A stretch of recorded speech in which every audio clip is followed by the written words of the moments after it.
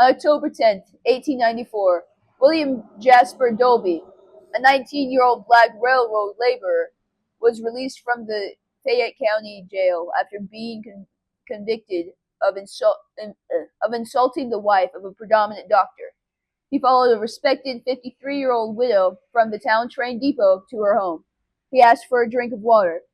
While she was getting the water for him, Dolby attacked from behind and raped her, leaving her for dead on the floor of her home.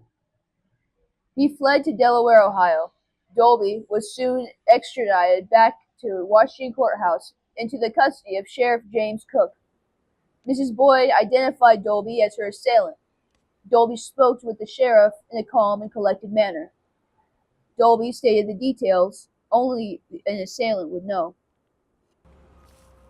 A crowd gathered outside the jail on October 16th. The mob asked the sheriff to feign resistance but surrender Dolby. Sheriff Cook declined. The crowd threatened to kill him, his deputies, and every member of the local militia. The sheriff requested aid from the Ohio National Guard. On October 17th, reinforcements arrived. The National Guard formed a walkway of fixed bayonets that allowed the sheriff and Dolby to walk to the courthouse. The crowd of over 3,000 townsfolk were trying to grab Dolby. The guardsmen had to use their bayonets.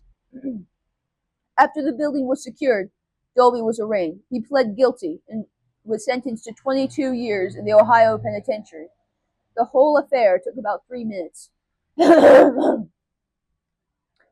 the hope that the news would satisfy the mob, the sheriff and Boyd's son went out on the steps of the courthouse and announced the sentencing. The crowd began to disperse. That evening, 1,500 townsfolk returned to lynch Dolby. The guards were trapped in the courthouse. They took Dolby upstairs and had him lay under a desk where he wept and shook like a leaf. Colonel Coit warned the crowd that if they attempted to breach the doors, they would be fired upon. Around 7:30 p.m., the mob began to batter the doors using a timber. Colonel Coit warned the crowd again to cease or be fired upon. The crowd was yelling, "Down with the military, kill them all," when the doors opened about 44 inches. Soldiers inside fired 28 times. They killed 5 men and wounded 20 more. The shots were deafening. The black powder thickened the air. The crowd went running, leaving the dead where they lay, their blood flowing into the courthouse as the doors were shut and secured. The sheriff called the governor to send more reinforcements. The next morning, Dolby was escorted to the Ohio penitentiary. That day, the men of the Ohio National Guard and the sheriff's office exemplified the word on the south gable of the courthouse: "Let right be done, though the heavens should fall." The day after the riots, a local carpenter was called on to repair the doors. He refused,